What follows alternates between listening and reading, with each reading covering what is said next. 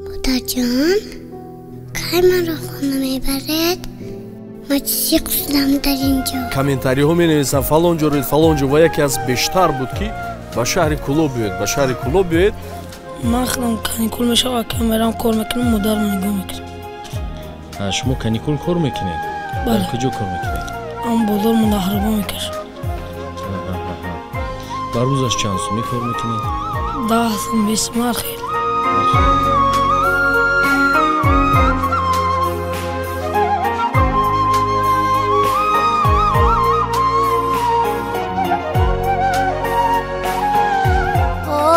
کسی جای نگیرد مادری جان، من میمیرم برایت مادری جان. مادر جان و دلی من، مادر تاج و سری من.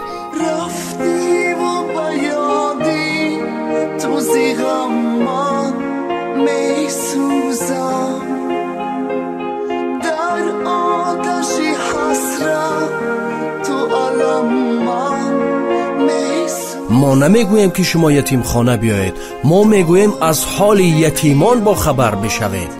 تنها یتیم خانه نه، در همسایگی خیش و تبار دیگر خیلی زیاد داریم که بعضا ناموس میکنن به یتیم خانه یعنی چیزی دیگر اطراف میگیره، اما شرایط ندارن آنها رو نیز دستاشون رو بگیره.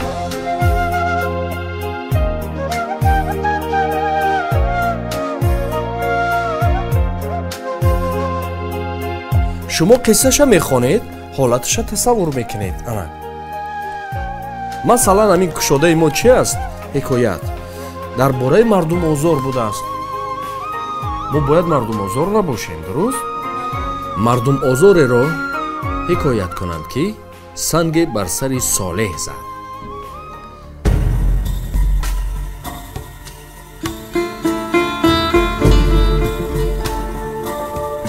شما چی؟ ملیسا. ملیسا.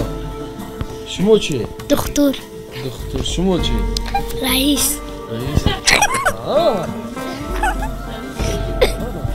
ما ای قومی به حج رفته کجایی کجایی؟ برای که من فربی هستم.